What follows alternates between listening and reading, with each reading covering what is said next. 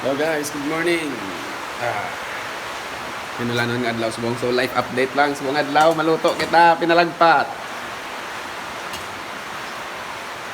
Baka mo kung ano niya ako naluto. Amo na wala mang chinde kung ano ni sang klase luto. So Francis Midoranda here, the food experiment. So update lang yari kita subong sa Bible School.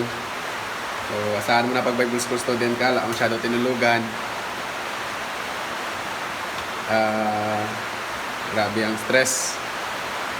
So mo nang kabuhi sa Bible School. So lutuan nato na aton mga snack pan subong sang isa ta ginisa ng hotdog ng may repolyo. Ito si food experiment bala sa da makaon sa kung hindi. Okay, so update lang mo karon no kung ano ang iyang resulta sa siningan niluto. One eternity later. Ay, grabe. Ano na yung pinamix? Ha? George. Bot na natsura yan niya? George, parisibo ni George. Ha? Parisibo. Kasi hindi naman si Rio. Versi mo yung kachat mo.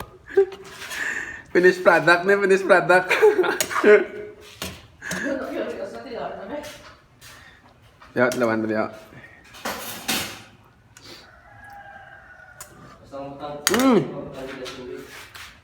Hotdog mo ngayon sa Borebas?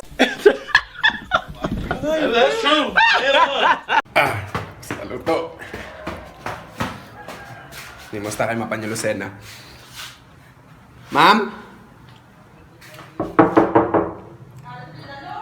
Oh. Bro, mauna mo to bro. Talaga ito tanay ako luto. Be, kung pwede na maula. Ha? Hotdog may sabaw ka na eh. Dalawa yan. Liz Gerald. Okay, isa. Ay, katuyan nyo lang to. Tilawin lang ako luto ah.